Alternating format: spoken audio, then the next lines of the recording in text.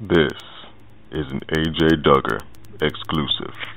Now, where did the idea of the movie come from? Is it called Stains, or it's called Stains, right? Stains, Changing Lives After Incarceration. Okay. Well, it came from, I work with the population. When I say the population, the incarcerated parents, their families, and their children and extended family members for almost 25 years. And one of the things, because I've had the opportunity to see it from both sides of the bars, is that I recognize that folks don't pay any attention to this population. You know, we know that we throw away the incarcerated individual, but what we also do without us being aware of it is that we throw away the family as well, because oftentimes many of them are living in marginalized communities, so they're unable to really tell the truth outside of their community about where their loved one is in many cases because of fear of being stigmatized, i.e. the children getting teased, or maybe kids don't want to play with them because their mother or father is an incarcerated mom, or whoever's behind it, they're in subsidized housing, having the fear of being thrown out of the home. And it goes on and on and on. So my idea came from the fact of knowing that folks just aren't aware of what's happening and how it's affecting not only the incarceration crisis. It's not only affecting the incarcerated, but it's also affecting the families left behind, and i.e. means it's also affecting us as a nation, because there's so many folks. We got 2.2 in prison and another 7.5 million in jails. So all of those people are connected to 3 to 5 people on the outside. So the numbers are amazing that are not being supported. So I felt like with the documentary, which is a call to action documentary, that if we let people know what's happening to our families and to the folks who are incarcerated, and when they try to come back home, that what we will ultimately do is have people take another look and get another perspective about, you know, maybe I do need to do something. Maybe it is time for me to, you know, maybe mentor. Maybe it is time for me to help Mrs. Jones, who's the grandmother of these 3 or 4 children now, and kept trying to take care of them to keep them from going into foster care. Maybe I do need to make sure she has a ride to church. Maybe I do need to start a transportation program to help folks get out to their family members so that they can stay connected. When we understand that there's a whole lot that goes on underneath that we aren't aware of, I think it will help us to begin to change our mindset and our work ethic around this population. Okay. Yeah, I understand. We need a movie like this. I haven't heard of anything else like this. Now, are there any upcoming screenings or releases of the film? Well, we're in the process right now, quite frankly, of putting together a tour, and we're trying to get through this interview. Perhaps we'll get some people that may be interested in having us to come to the Tennessee area. We're in communication with Schomburg Center over in New York about coming there in the first part of next year. We're trying to get to our colleges and universities. So we're literally starting to write the path for getting the documentary screened, and also not just the documentary screened, but the opportunity to do a lecture and to educate about some of the things that I just shared with you in the previous question, so that people can begin to start to work. I don't want it to be just, it's not an entertainment film, it's a film to get you to move, to move forward. And so with that comes some talk along the lines of understanding that we can no longer excuse our inactivity or our inhumanity, if you will, toward this population. Okay, and I have another question. Now, I saw the trailer on the website, and I saw that Lou Myers is the narrator of the film. Yes. And now, who else is a big name that's involved with the documentary? Well, there are really no other big names. The only other person that would be a name that anybody would I don't even know if anybody would know the name. Her name is Diane Ferlat. She was a Grammy-nominated storyteller, and she speaks as the voice of all of the incarcerated individuals. She comes in places where you just would not expect for someone to come in a documentary, and kind of speaks to, I'm hurting, and I made a mistake, but I'm coming back home, and I need your help in order for me to be able to move on. I don't want to be one of these statistics that keeps coming back over and over and over again. But without your help, I can't do that. So she is the other person that would be of a known individual. My director, Michael Lange, is not as known, but he is the brother of Ted Lange, who was in Love Boat. Isaac in Love Boat for many, many years. He comes from a renowned family in the Bay Area. His mother was the first anchor, African-American anchor on television I can't remember the name of her show, of a syndicated television show. Her name is Jerry Lange. And so that family is a pretty well-known family for sure in the Bay Area. And Ted Lange, his brother, is known all over the country. But besides that, it's just everyday people.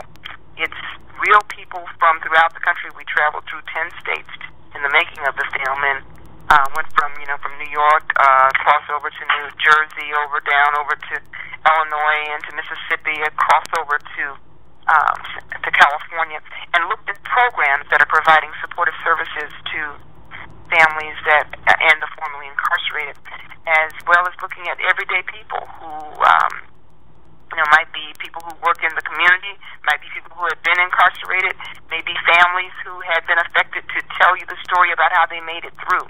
And then we literally have a call to action for folks to get off their duff. There's intersperses of me in the film with, some of the speaking that I've done across the country to rally the folks as well. So it's a combination of, programs throughout the country, people throughout the country. You're seeing the program that I work with where, the children actually get to interact with their families. And at the end of the documentary, what is hoped is that the people who have seen it will have not only a better understanding of what happened, but also a heart to want to do something more than just talk about it. This is a crisis. And, we can talk about it till the cows come home. But until people begin to literally roll their sleeves up and do something about it, we're not going to get any of this legislation change. We're not going to get anything to change because, it's working for folks who it's working for the way it is. People who are making money, the prison industry, all of those kinds of things.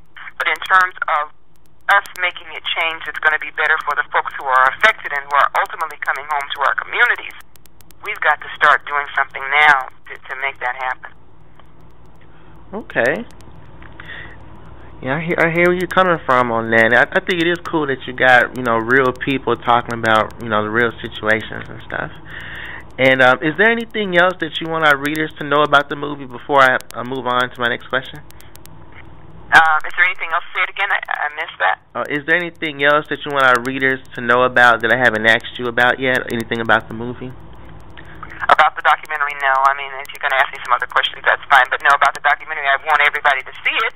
I want, if there's people that have organizations or churches who have the ability to bring the film to your location and can, sponsor us doing a screening in the Tennessee area, we'd be happy to do that. I'd also like to share that we have a 17-piece art exhibit that was created, and we commissioned the Jet production company out of Murfreesboro, Tennessee, to actually go out to the Tennessee Prison for Women. And they worked with some of the women prisoners there to create the Stains exhibit, which is their depiction of the title of the documentary, as well as how the stain has changed their lives, the stain of incarceration has changed their lives, and how they want to change their lives as a result of having been involved in that situation. So it's a 17-piece art exhibit that will accompany the documentary that, I think it gives an opportunity to folks who have been incarcerated to let others see their work and maybe put them in a position where when they come out they have an avenue that they can create for themselves in terms of becoming an artist or working in a museum or something of that nature. So we hope to, as we go across country, to get at least one piece of art from at least one prison in every state that we go to. So at the end of the tour, we'll have a, who knows what size art exhibit that will end up being able to be shown at some gallery in this country to show that we do have some great talent that are behind the walls, and hope that people will want to help them in that way as well. Okay. That's a good plan. And let's talk about you for a second. Now, okay. I know that you've got books out and you've done quite a few things. What are some of the things that you're known for and that you've done over your career? I would say that the word that I'd like to use of myself is an interventionist. And what do I mean when I say that? I come up with ideas, if you will, to try to help people to change the way that they're doing things within the prison system.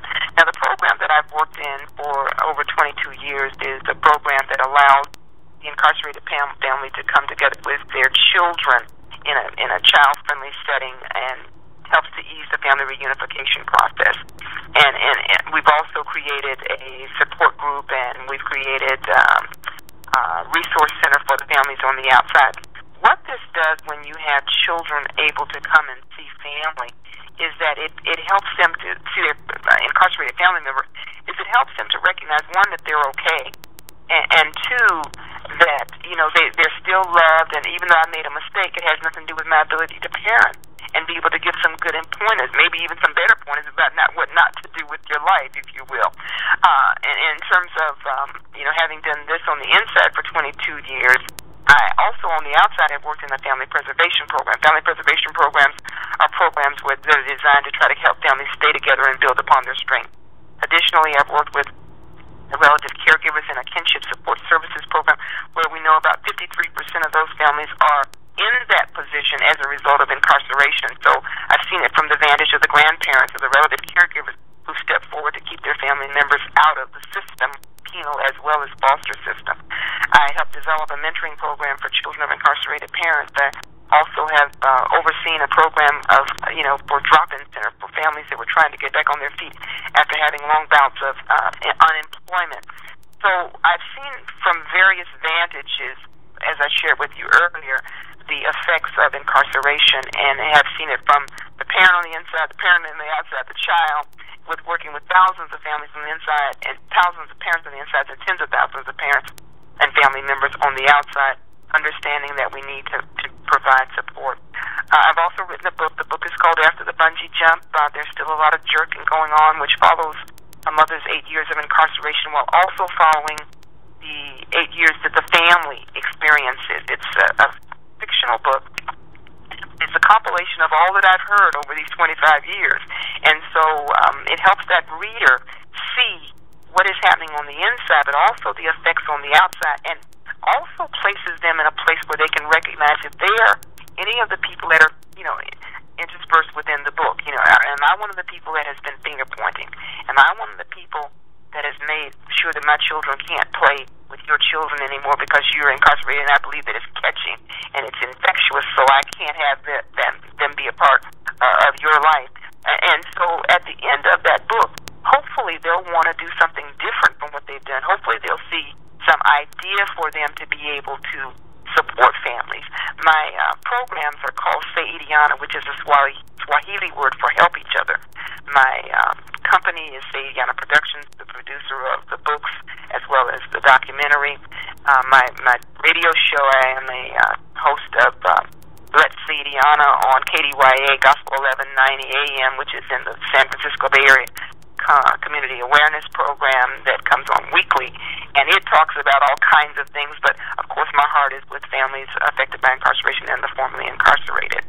And so I have a training program through my Saidiana Works, which is my nonprofit, which has training programs that bring the formerly incarcerated and their families together to help them deal with the transition that occurs not only at the point when they leave, when they're separated from their families, while they're being incarcerated, and when they return, because all of those are transitions that not only the person on the inside has to get accustomed to, but the family on the outside has to as well, because whether the money that was made was legal or illegal, that family member may have been supporting the family that they're leaving behind. And let's say they weren't supporting financially, their emotional strain, even I liken it into, if you know someone is going to die and they've been sick for a long time, you know that they're going to die, but when they die, it's a whole different ballgame. So even though a person and a loved one may be involved in crime, selling drugs every day, the person knows that one day they might get caught if they keep doing what they do. When they finally do, it's still agony for the family that's now being separated from that loved one, even though they knew that the possibilities existed. So there's a combination of things. And now we're getting into doing our Fused Publishing, which is a new company that I'm launching, and it's coming out with books and booklets about the crisis and different aspects of it. And it'll be in short snippets, kind of like a a chicken soup for the soul, if you will, but it's called Sayana Feuds. So I think that's an overview of what I do. If you have some additional questions, maybe I've forgotten something. I've done this stuff for so long, sometimes I forget some of the things that I do myself.